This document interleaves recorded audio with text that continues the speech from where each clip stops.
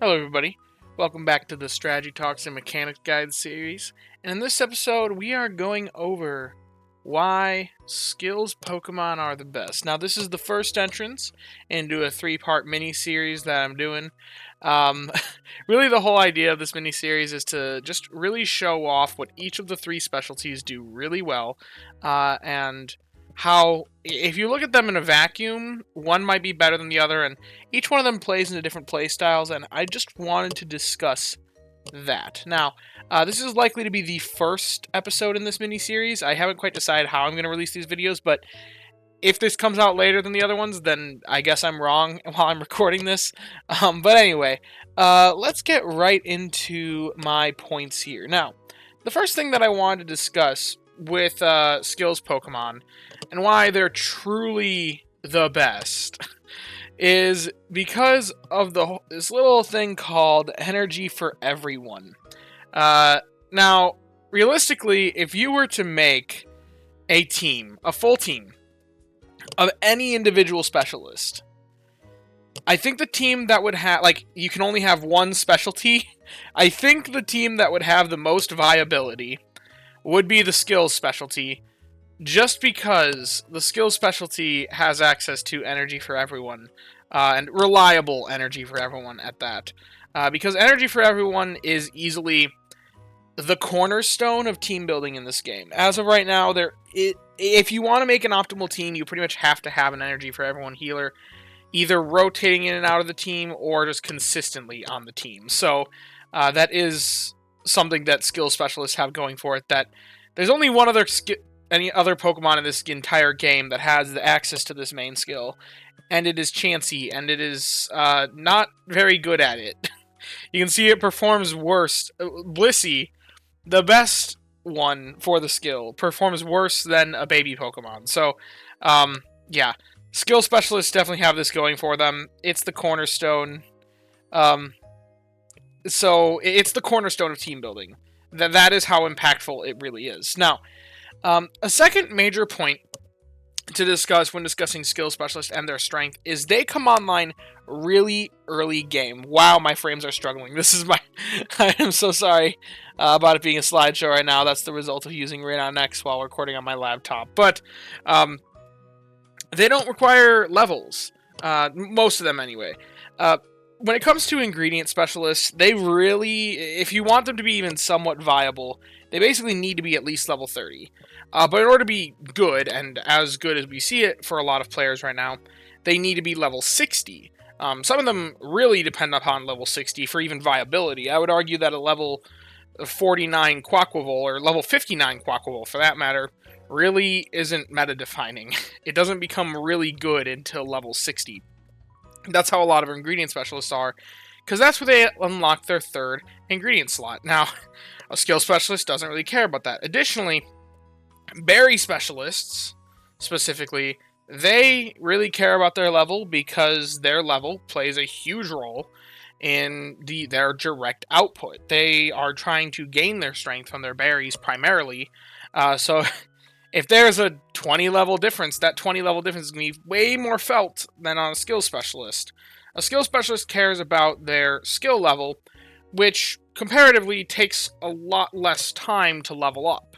It's more resource intensive, don't get me wrong, it takes more sleep points, but in terms of how long it takes to get a skill specialist to its output potential, it takes way less time resources than it would for a berry or ingredient specialist to reach their max potential. Next thing is that skills Pokemon, they're jacks of all trades. They can do what the other Pokemon can do, and do even more. We actually interestingly have some skills that help them do what the other Pokemon do, and even more. Like, the prime example of this is Braviary and Mimikyu, who have access to Berry Burst and Disguise Berry Burst, respectively. These guys find berries. That's exactly what berry specialists do, but they do it through skills. So, you can theoretically make an all-skills team that is actually equal or stronger for berries than a berry team. Granted, you're pretty restrained in what typings you can offer, because we only have flying or ghost berries for that, but it's just the truth of it. And as far as ingredients go, we've always had Ingredient Magnet. They can pull in ingredients, and theoretically you can make some pretty powerful meals. Now, it's pretty difficult with a random pool of ingredients. They can't hyperfixate one ingredient all that well. But now, that problem's actually getting resolved a little bit with the new ingredient draw main skills, both Hypercutter and Super Luck. Focusing in a bit more on specific 4 ingredients. So there's some... You can do ingredient strategies, and you can somewhat do berry strategies with skills Pokemon. And on top of that, skills Pokemon can do so much more. Well, we already talked about Energy for Everyone, only they can do that. Dream Shard Magnet is something that only they're capable of doing. Dream Shard, they're by far the best Dream Shard farmers. If you do, well, Swalot, and kind of to a lesser extent Sableye, are some of the best. They are the best Dream Shard farmers in the game, and if you're looking to farm shards, as of right now, this is the most effective strategy.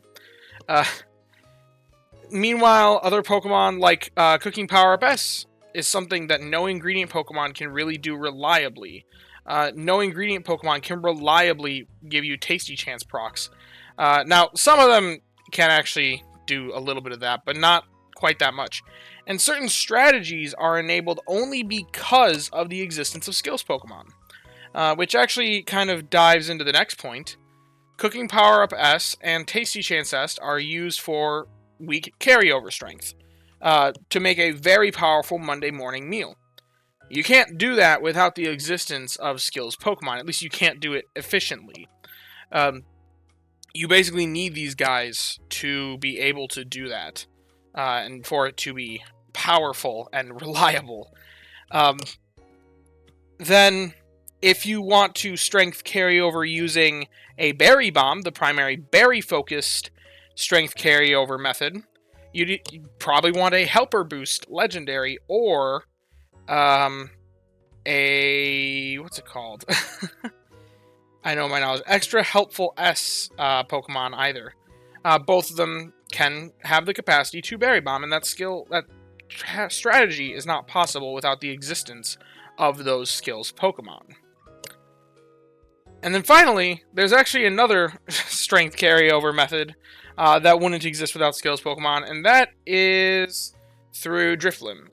Drifblim is a very weird Pokemon. I do intend to cover it more intentionally and specifically in a later video, but there are ways to utilize Stockpile to carry over a full 10 procs of Stockpile strength to trigger it right away on Monday morning for a huge boost in strength right away at the start of the week.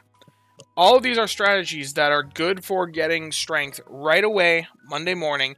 Granted, all of them rely on the fact that you're going to be sacrificing strength later in the week prior to, but that's alright, since it matters most early in the week, since you're having that strength applied for 7 nights of sleep instead of 1 night of sleep. Berries, they're the most reliable over the course of the week, but their strength is going to be like this. You get a straight line going up. Ingredients is going to be even more skewed. It's going to be like this, and then a spike on Sunday, because Sunday meals are stronger. And then skills, though, you have the capacity when using skills to have it be Monday morning, and then it taper off, and then later on in the week just do Dream Shard Magnet so that you maximize your Dream Shard output. Something that you really cannot do with berry and ingredient strategies, berry and ingredient focused players, or Pokemon. So, realistically, skills, when I was making this video, it was really difficult to categorize, because no one's really doing a skills-focused strategy just because of how expensive it is. But they're the glue. They're the glue that holds everything together, and that's what makes them the best. Even though, realistically, nobody's running 4 Golducks and a healer right now, maybe some people are, nobody's necessarily running 4 Ampharos and a healer, or any of these weird strategies. The metronome team of 5 Togekiss. I would love to see that. If somebody's running that, please show me, because that's hilarious. Even though that's not necessarily anybody's strategy specifically, They are the glue that holds the game together, and without skill specialists, this game would be a lot more boring because we'd be just deciding between berries or ingredients every time. And while those two strategies are very interesting, it's these Pokemon that make those other strategies more interesting and really unlock the power and potential that berry and ingredient specialists have. So, that's why I say that skill specialists are best. And that's the conclusion. So, if you have enjoyed the video, be sure to leave a like and subscribe. Down in the description, we'll have a link to join the Discord. You can come join us, hang out, talk about all things Pokemon Sleep and the like. We've also got the join button. Feel free to click that if you're financially capable of doing so and want to show your support in that way. And as always, I thank you all for watching and hope that you all have a wonderful day. Bye-bye now.